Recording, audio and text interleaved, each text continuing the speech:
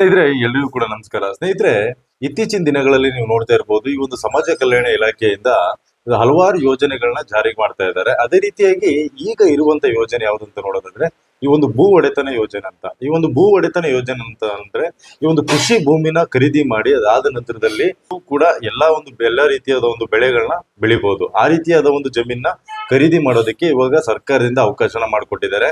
ಅದೇ ರೀತಿಯಾಗಿ ಸ್ನೇಹಿತರೆ, ಈ ಒಂದು ಜಮೀನನ್ನ ಖರೀದಿ ಮಾಡೋದಕ್ಕೆ ನಿಮ್ಗೆ ಸರ್ಕಾರನೇ ಲೋನ್ ಕೂಡ ಮಾಡಿಸ್ತಾ ಇದೆ. 50% ಲೋನ್ ನ ಮಾಡಿಸುತ್ತೆ, ಮತ್ತೆ 50% ನಿಮ್ಗೆ ಈ ಒಂದು ಸಬ್ಸಿಡಿನೂ ಕೂಡ ಕೊಡ್ತಾ ಇದ್ದಾರೆ. ಅಂದ್ರೆ ನಿಮ್ಗೆ ಹೆಚ್ಚಿಗೆ ಅನ್ನೋದಾದ್ರೆ ಒಂದು 25 ಲಕ್ಷದವರೆಗೂ ಕೂಡ ಈ ಒಂದು ಜಮೀನ ಖರೀದಿನ ಮಾಡಬಹುದು. ಆ ಒಂದು 25 ಲಕ್ಷದ ಏನಾದ್ರು ಕೂಡ ನೀವು ಜಮೀನ ಖರೀದಿ ಮಾಡಿದಂತ ಸಂದರ್ಭಗಳಲ್ಲಿ ನಿಮ್ಗೆ 12.5 ಲಕ್ಷದವರೆಗೂ ಕೂಡ ಈ ಒಂದು ಸಬ್ಸಿಡಿನ ಕೊಡ್ತಾರೆ. ಇನ್ನು 12.5 ಲಕ್ಷನ ನಿಮ್ಗೆ ಈ ಒಂದು ಏನು ಸಾಲ ಲೋನ್ಗಳನ್ನ ಮಾಡಿಸ್ಕೊಡ್ತಾರೆ. ಈ ಒಂದು ಸರ್ಕಾರದಿಂದನೇ ಮಾಡಿಸ್ತಾ ಇರುವಂತದ್ದು. ಅದಕ್ಕೆ ನೀವು ಅರ್ಜಿನ ಹಾಕ್ಬೇಕಾಗುತ್ತೆ, ಮತ್ತೆ ಎಲಿಜಿಬಲ್ ಆಗ್ಬೇಕಾಗುತ್ತೆ. ಎಲಿಜಿಬಲ್ ಆದಂತ ಒಂದು ಜನರಿಗೆ ಈ ಒಂದು ಯೋಜನೆ ಸಿಗುವಂತದ್ದು. ಅದೇ ರೀತಿಯಾಗಿ ಸ್ನೇಹಿತರೆ, ಇದಕ್ಕೆ ಎಲ್ಲಿ ಅರ್ಜಿ ಹಾಕ್ಬೇಕಾಗುತ್ತೆ, ಯಾವ ರೀತಿಯಾಗಿ ಯಾವ ಒಂದು ದಾಖಲಾತಿಗಳು ಬೇಕಾಗುತ್ತೆ, ಇದ್ರ ಬಗ್ಗೆ ನಾನು ಕಂಪ್ಲೀಟ್ ಡೀಟೇಲ್ಸ್ ನ ಹೇಳ್ತಾ ಹೋಗ್ತೀನಿ. ಅದಕ್ಕೂ ಫಸ್ಟ್ ನೀವೇನಾದ್ರೂ ಕೂಡ ನಮ್ಮ ಒಂದು ಚಾನಲ್ಗೆ ಸಬ್ಸ್ಕ್ರೈಬ್ ಆಗಿಲ್ಲ ಅಂದ್ರೆ ದಯವಿಟ್ಟು ಕೂಡ ಸಬ್ಸ್ಕ್ರೈಬ್ ಆಗಿ ಅಂತ ನಾನು ಹೇಳಲಿಕ್ಕೆ ಇಷ್ಟಪಡ್ತೀನಿ. ಓಕೆ ಸ್ನೇಹಿತರೆ, ಇವಾಗ ನೋಡೋದಾದ್ರೆ ಮೊದಲನೇದಾಗಿ ಅರ್ಜಿ ಸಲ್ಲಿಸೋದಕ್ಕೆ ಯಾರೆಲ್ಲ ಒಂದು ಅರ್ಹರಾಗಿರ್ತಾರೆ ಅಂತ ನೋಡೋದಾದ್ರೆ, ಮೊದಲನೇದಾಗಿ ಅರ್ಜಿದಾರರು ಕರ್ನಾಟಕದ ಖಾಯಂ ನಿವಾಸಿ ಆಗಿರ್ಬೇಕಾಗುತ್ತೆ. ನಂತರ ಈ ಹಿಂದಿನ ವರ್ಷಗಳಲ್ಲಿ ಕುಟುಂಬದ ಸದಸ್ಯರು ಈ ಯೋಜನೆಯಡಿ ಸೌಲಭ್ಯವನ್ನು ಪಡೆದಿರಬಾರದು. ಅಂದ್ರೆ ಈ ಒಂದು ಹಿಂದಿನ ಒಂದು ವರ್ಷಗಳಲ್ಲಿ ಯಾರು ಕೂಡ ಇದರಿಂದ ಸೌಲಭ್ಯಗಳನ್ನ ಪಡೆದಿರಬಾರದು, ಅಂತವ್ರದ್ದು ಇದಕ್ಕೆ ಅರ್ಜಿನ ಹಾಕ್ಬಹುದು.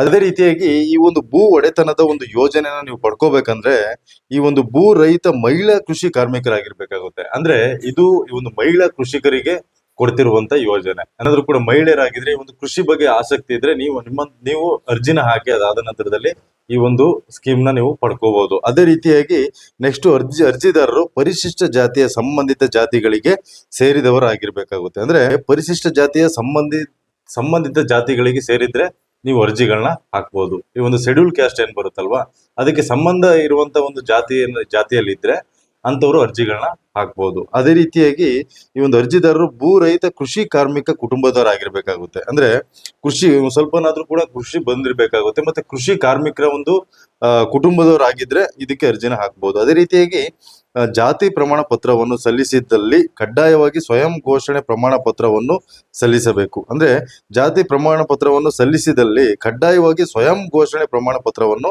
ಸಲ್ಲಿಸಬೇಕಾಗುತ್ತೆ. ಅದೇ ರೀತಿಯಾಗಿ ಈ ಒಂದು ಅರ್ಜಿದಾರರ ಕುಟುಂಬಗಳಲ್ಲಿ ಯಾರು ಕೂಡ ಈ ಒಂದು ಸರ್ಕಾರದ ಒಂದು ಕೆಲಸಗಳಲ್ಲಿ ಇರಬಾರ್ದು, ಅಂತವ್ರಿಗೆ ಅರ್ಜಿ ಹಾಕೋದಕ್ಕೆ ಅವಕಾಶ ಇದೆ. ಅದೇ ರೀತಿಯಾಗಿ ಈ ಜಮೀನು ಮಾರಾಟ ಮಾಡುವ ಭೂ ಮಾಲೀಕರು ಪರಿಶಿಷ್ಟ ಜಾತಿ ಮತ್ತು ಪರಿಶಿಷ್ಟ ಪಂಗಡಕ್ಕೆ ಸೇರಿರಬಾರದು. ಅಂದ್ರೆ ನಿಮ್ಗೆ ಈ ಒಂದು ಏನು ಭೂ ಮಾಲೀಕರು ನಿಮ್ಗೆ ಕೊಡ್ತಾರಲ್ವ ಜಮೀನ ನಿಮ್ಗೆ ಯಾರು ಕೊಡ್ತಾರೆ ಅವರು ಈ ಒಂದು ಪರಿಶಿಷ್ಟ ಜಾತಿ ಮತ್ತೆ ಪರಿಶಿಷ್ಟ ಪಂಗಡಕ್ಕೆ ಸೇರಿರಬಾರ್ದು. ಅಂತವರಿಂದ ನೀವು ಜಾಗನ ತಗೋಬೇಕಾಗುತ್ತೆ. ಇದು ನಿಮ್ಗೆ ಅರ್ಥ ಆಯ್ತು ಅಂತ ಅನ್ಕೊಳ್ತೀನಿ. ಅದೇ ರೀತಿಯಾಗಿ ಖರೀದಿಸುವ ಜಮೀನು ಫಲಾನುಭವಿಯು ವಾಸಿಸುತ್ತಿರುವ ಸ್ಥಳದಿಂದ ಗರಿಷ್ಠ 10 ಕಿಲೋಮೀಟರ್ ವ್ಯಾಪ್ತಿಯೊಳಗೆ ಇರಬೇಕು.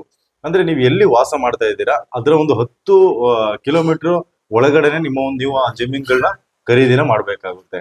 ಅಂದ್ರೆ ಏನು ಜಮೀನು ಕೊಂಡ್ಕೊಳ್ತೀರಾ ಅದು 10 ಕಿಲೋಮೀಟರ್ ಒಳಗಡೆನೆ ನಿಮ್ಮ ಒಂದು ಕೃಷಿ ಜಮೀನು ನೀವು ಕೊಂಡ್ಕೋಬೇಕಾಗುತ್ತೆ. ಇದು ನಿಮ್ಗೆ ಕಂಪ್ಲೀಟ್ ಆಗಿ ಅರ್ಥ ಆಯ್ತು ಅಂತ ಅನ್ಕೊಳ್ತೀನಿ. ಅದೇ ರೀತಿಯಾಗಿ ಈ ಒಂದು ಭೂ ಮಾಲೀಕರಿಂದ ಕಳೆದ 13 ವರ್ಷಗಳ ಒಂದು ಇಸಿನೂ ಕೂಡ ನೀವು ತೆಗೆಸಬೇಕಾಗುತ್ತೆ. ಅಂದ್ರೆ ಋಣಭಾರ ಇದ್ದಂತ ಸಂದರ್ಭಗಳಲ್ಲಿ, ಅಂದ್ರೆ ಈ ಒಂದು ಯಾವುದೇ ಒಂದು ಸಾಲಗಳಿದ್ದಂತ ಸಂದರ್ಭಗಳಲ್ಲಿ ಅದಕ್ಕೋಸ್ಕರನೇ ಈ ಒಂದು ಇಸಿನ ತೆಗೆಸಿದ್ರೆ ನಿಮ್ಗೆ ಗೊತ್ತಾಗ್ಬಿಡುತ್ತೆ. ಹಾಗಾಗಿ ಇಸಿನ ತೆಗಿಲೇಬೇಕಾಗುತ್ತೆ ಕಡ್ಡಾಯವಾಗಿ. ಅದೇ ರೀತಿಯಾಗಿ ಅರ್ಜಿದಾರರ ಫೋಟೋ ಬೇಕಾಗುತ್ತೆ, ನಂತರ ಬ್ಯಾಂಕ್ ಪಾಸ್ಬುಕ್ ಪ್ರತಿ ಬೇಕಾಗುತ್ತೆ. ಇಷ್ಟು ನಿಮ್ಗೆ ಅರ್ಥ ಆಯ್ತು ಅಂತ ಅನ್ಕೊಳ್ತೀನಿ. ಅದೇ ರೀತಿಯಾಗಿ ಒಂದು ಕರ್ನಾಟಕವನ್ನಾಗಿರ್ಬೋದು, ಗ್ರಾಮೀಣವನ್ನಾಗಿರ್ಬೋದು, ಈ ಒಂದು ಬಾಪೂಜಿ ಸೇವಾ ಕೇಂದ್ರಗಳಲ್ಲಿ ಎಲ್ಲಿ ಒಂದು ಏನು ಸೇವಾ ಕೇಂದ್ರಗಳಿರುತ್ತೆ ಆ ಸೇವಾ ಸಿಂಧು ವೆಬ್ಸೈಟ್ ಅಲ್ಲಿ ಮಾಡ್ತಾ ಇರ್ತಾರೆ, ಅಲ್ಲಿ ನೀವು ಅರ್ಜಿನ ಹಾಕ್ಬೋದು ಸ್ನೇಹಿತರೆ. ಈ ಒಂದು ಹೆಲ್ಪ್ ಲೈನ್ ನಂಬರ್ ಕೂಡ ನಾನು ಹೇಳ್ಬಿಡ್ತೀನಿ, ನೋಟ್ ಮಾಡ್ಕೊಳ್ಳಿ. 9482300400. ಇದಕ್ಕೆ ಕಾಲ್ ಮಾಡಿ ಇನ್ನು ಉಳಿದಂತ ನೀವು ಯಾವುದೇ ಒಂದು ಡೌಟ್ಸ್ ಇದ್ರೂ ಕೂಡ ನೀವು ಕ್ಲಿಯರ್ ಮಾಡ್ಕೋಬಹುದು. ಇವಾಗ ಕಂಪ್ಲೀಟ್ ಆಗಿ ಅರ್ಥ ಆಯ್ತು ಅಂತ ಅನ್ಕೊಳ್ತೀನಿ ಸ್ನೇಹಿತರೆ. ಈ ಒಂದು ವಿಡಿಯೋ ಇಷ್ಟ ಇದ್ರೆ ದಯವಿಟ್ಟು ಕೂಡ ಒಂದು ಲೈಕ್ ಮಾಡಿ ಅಂತ ಹೇಳ್ತಾ ಈ ವಿಡಿಯೋನಲ್ಲಿ ಮುಗಿಸ್ತಾ ಇದ್ದೀನಿ. ಮುಂದಿನ ವಿಡಿಯೋದಲ್ಲಿ ಮತ್ತೆ ಸಿಗ್ತೀನಿ. ಧನ್ಯವಾದ ಸ್ನೇಹಿತರೆ.